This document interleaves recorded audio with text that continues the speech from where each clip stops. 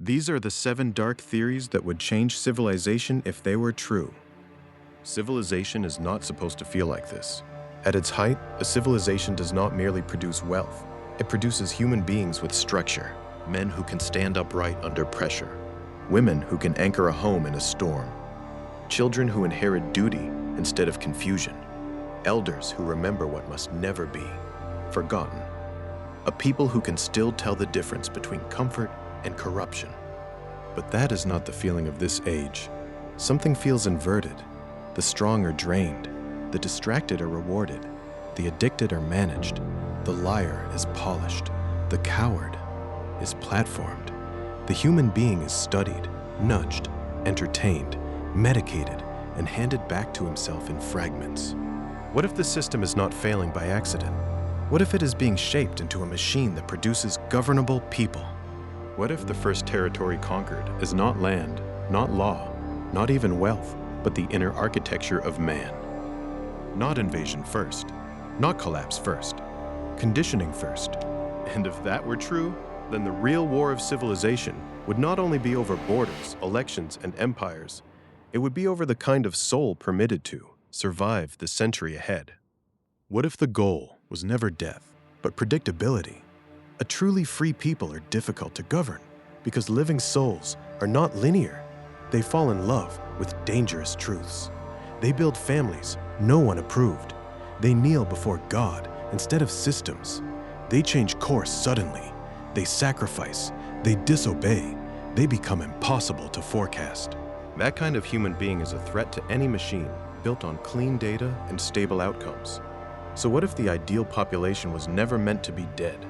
What if the ideal population is alive enough to work, alive enough to consume, alive enough to vote, alive enough to panic, but never alive enough to become sovereign? Not destroyed, managed, not exterminated, stabilized, not free, predictable. Picture the perfect subject of a modern empire. Tired but functional, stimulated but hollow, connected but alone, medicated but unhealed, entertained but unfed, angry but unfocused, dependent but convinced he is expressing himself absolutely. He scrolls, he reacts, he buys, he obeys. He spends his fire on symbols and has nothing left for structure. He is not a citizen in the old sense. He is a pattern. And that changes everything, because then the greatest threat to the system is not the criminal, not the protester, not even the loud dissenter. It is the inwardly sick, free human being. The man who can sit in silence without reaching for distraction. The woman who cannot be seduced by artificial need. The father who knows his duty. The son who can endure loneliness without surrendering his mind. The soul that cannot be baited, bought, softened, or reduced into forecastable behavior. If this were true, then the real war was never mainly against the body. It was against volatility, against mystery, against the divine spark in man that refuses to live as a managed variable. There was a time when a man could look at his town and know it had changed. He could hear rot in a leader's voice. He could feel cowardice in a crowd. He could sense corruption in an institution. He did not need a panel. He did not need a headline. He did not need an ab-proofed interpreter to explain the obvious. But what if that instinct is being systematically broken? What if modern man is being trained to look at reality and then wait for permission to understand it? A screen must tell him what happened. An expert must tell him what it means. A platform must tell him what he is allowed to notice. That is darker than propaganda. Propaganda still tries to persuade you. This goes deeper. It teaches you to distrust the authority of your own eyes. And a people cut off from direct perception become childlike. They wait. They hesitate. They outsource judgment. They look at chaos and ask not, what is true, but what am I allowed to call this? And whoever controls interpretation eventually controls far more than language. He controls courage. He controls memory. He controls what people can bear to admit. Because once a man stops trusting what he sees, he becomes governable at the level of meaning itself. He no longer needs chains. He only needs a toy. What if the noise is there to keep you from ever becoming whole? A strong civilization produces interior depth. It produces men who can stand watch in silence, women who can create order in hidden places, children who can survive boredom without destruction. Communities that do not need constant stimulation just to remember who they are. But look at the atmosphere now. Noise without end, stimulation without rest, outrage without resolution, sex without intimacy, entertainment without beauty, information without wisdom, connection without loyalty. The machine never stops speaking.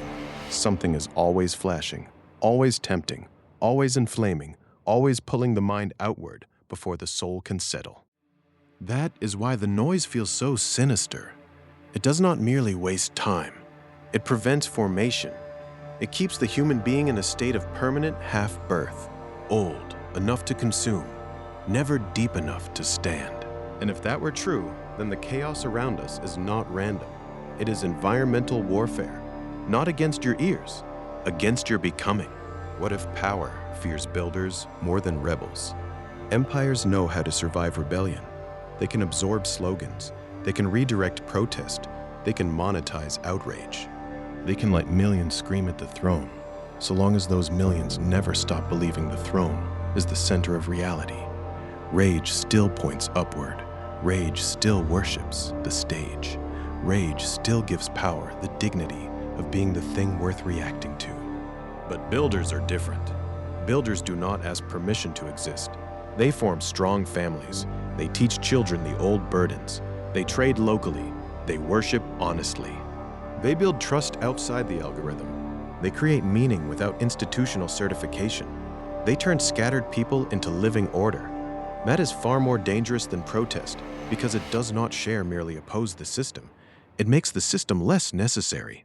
And maybe that is why so much in modern culture seems aimed at dissolving the exact bonds that produce independent civilization. Man against woman, parent against child, neighbor against neighbor, truth against comfort, freedom against responsibility, desire against duty. Once trust is broken everywhere, people run back to management, back to platforms, back to systems, back to institutions that helped dissolve the very structures they now claim to replace. If this were true, then the target was never merely your opinion. It was your capacity to build parallel strength. The empire can survive mockery. It can survive anger. It can survive dissent for a very long time. What if history is really a war over the human template itself? People say history is about land, oil, gold, trade routes, and armies. That is true on the surface, but beneath the surface runs something darker. What if the deepest struggle in history is over what kind of human being will populate the next age? Not merely who owns the city, who shapes the citizen, not merely who writes the law, who forms the soul that will later obey it, not merely who wins power, who manufactures the default person. That question is bigger than politics.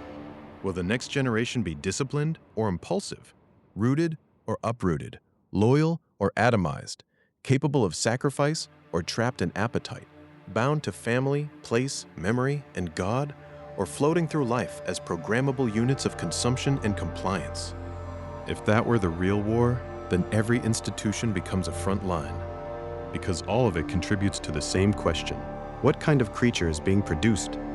And maybe that is why modern life feels haunted, because it is not merely arguing over policy, it is struggling over template design.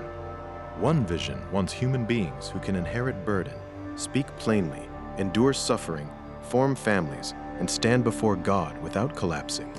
The other wants beings who are fluid, distracted, image-trained, emotionally steerable, and forever dependent on external systems for identity and meaning. And whichever template wins inherits more than elections. It inherits the future itself, because whoever shapes the child before the child becomes an adult does not need to seize every institution by force. He simply waits. The institutions will be handed over by the kind of people he already formed. What if the greatest conspiracy in history would feel exactly like ordinary life? People imagine the great secret as something theatrical, a hidden chamber, a black site, a secret symbol, a final document, a revelation dramatic enough to split the sky. But what if the most successful conspiracy in history would look nothing like that? What if it would feel like school? like bills, like processed food, like debt, low sleep, 6 tabs open, and constant notifications. Like pharmaceuticals, fractured homes, shallow entertainment, sexual confusion, fake community, endless admin, and a population permanently too tired to ask larger questions? That is the terrifying possibility, because nothing about it feels decisive. Each piece can be explained. Each piece is small enough to survive. Each piece looks normal. But that is exactly how the architecture hides. Not inside one giant lie. Inside 10,000 ordinary arrangements that slowly reduce human strength. A little less attention, a little less courage, a little less memory, a little less reverence, a little less family, a little less faith, a little less ability to imagine, a world beyond the managed one. It does not need to terrify you into obedience if it can exhaust you into acceptance. You do not need to be conquered by spectacle, you only need to be worn down by normality. And by the time many people sense the wrongness of it, they are already too drained to map it, too isolated to resist it, and too conditioned to call anything else realistic. Not chains first, not camps first, fatigue first, and a tired civilization will eventually mistake survival for freedom. What if elite power comes from understanding human weakness better than humans understand themselves? The ancient tyrant needed soldiers. The modern manipulator may need something else. Data, behavioral maps, psychometrics, persuasion science, trauma studies, reward loops, habit engineering, mass emotional testing, 1,000 methods for learning exactly where the human creature bends, not mind reading. Something colder, pattern mastery. What if the real advantage of modern power is not that it can control every event, but that it understands the appetites and fractures of the public so well, it can predict the crowd before the crowd can explain itself.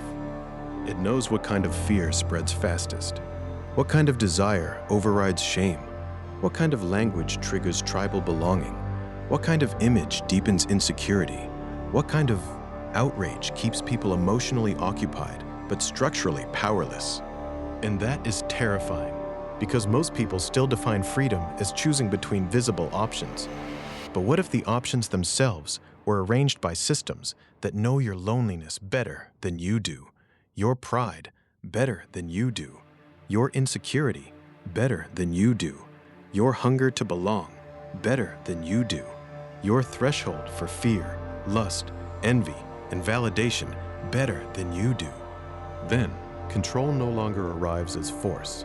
It arrives as preference, as a path that feels natural because it was engineered to fit the fault lines in the human soul.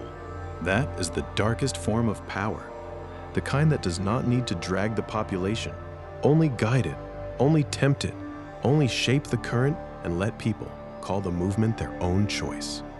And once a civilization reaches that point, the cage becomes almost impossible to see because the bars are not iron, they are appetite. So maybe that is the final warning. Maybe the deepest threat to civilization is not open tyranny, not invasion first, not even collapse first.